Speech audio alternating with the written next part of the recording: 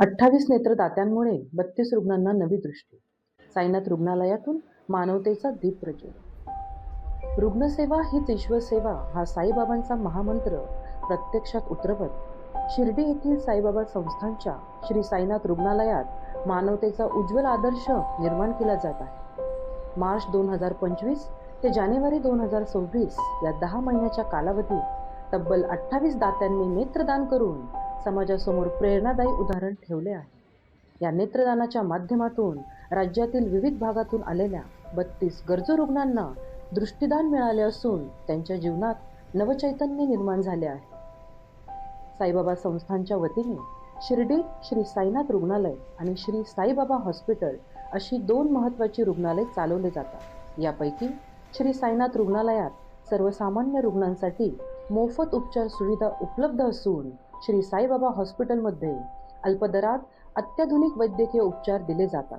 मोफत उपचार, आधुनिक वैद्यकीय सुविधा तसेच भक्तिभावातून मिळणारी मानसिक ऊर्जा म्हणजेच दवा आणि दुवा यांचा संगम असल्याने देशाच्या विविध भागातून दररोज शेकडो रुग्ण येथे उपचारासाठी येतात. गेल्या काही काळात श्री साईनाथ रुग्णालयात उपचारासाठी येणाऱ्या रुग्णांच्या संख्येत लक्षणीय वाढ झाली आहे. विशेषतः दृष्टी गमावलेल्या रुग्णांसाठी हे रुग्णालय अंधाराकडून प्रकाशाकडे नेणारा आशेचा केंद्रबिंदू ठरत आहे. नेत्र प्रत्यारोपणामुळे अनेक रुग्णांच्या आयुष्यात पुन्हा उजेड निर्माण होत असून त्यांच्या कुटुंबियांमध्येही आनंदाचे वातावरण निर्माण झाले आहे. साई संस्थानच्या सामाजिक आव्हानाला सकारात्मक प्रतिसाद देत अनेक कुटुंबियांनी. नमस्कार, मी डॉक्टर मैथिली यशोधन पितांबरे, वैद्यकीय अधीक्षिका, श्री साईनाथ रुग्णालय शिर्डी. साईबाबा संस्थांमार्फत मार्च 2025मध्ये श्री साईनाथ नेत्रपेढीची स्थापना झाली. जगभरात अनेक अंध लोक हे या व्याधीने त्रस्त आहेत.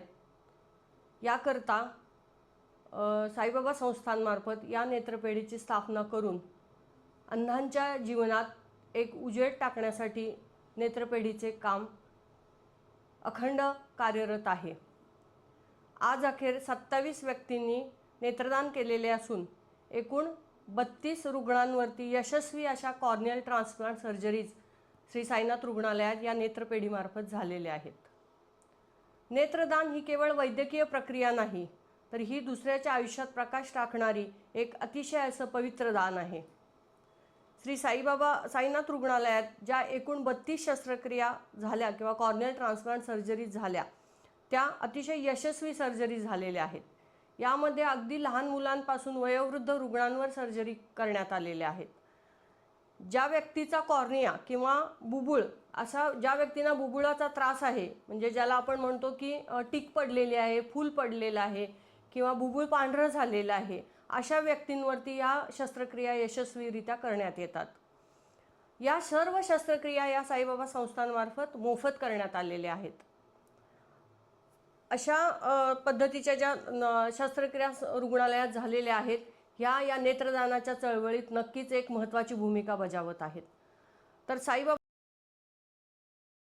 गरजू रुग्णांनी निसंकोचपणे साईनाथ रुग्णालयाशी संपर्क साधावा असल्याचं नेत्र प्रत्यारोपण तज्ज्ञ डॉक्टर सौदामिनी निघुते यांनी केलंय. आपल्याकडे मार्च 2025मध्ये आय बँक चालू झाली.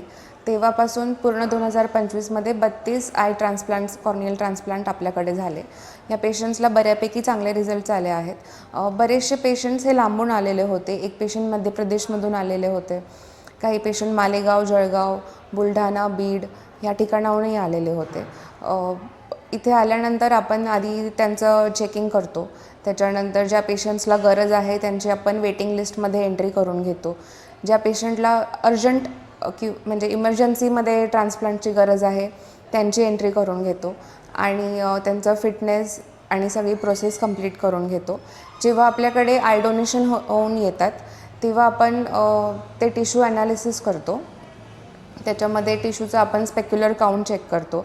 स्पेक्युलर मायक्रोस्कोपीनंतर आपण ती टिश्यू कोणासाठी, कुठल्या पेशंटसाठी योग्य आहे त्याप्रमाणे आपण वेटिंग लिस्टमधून पेशंट्सला या ठिकाणी बोलवतो आणि त्यांच्यावर कॉर्नियल ट्रान्सप्लांट ही सर्जरी होते.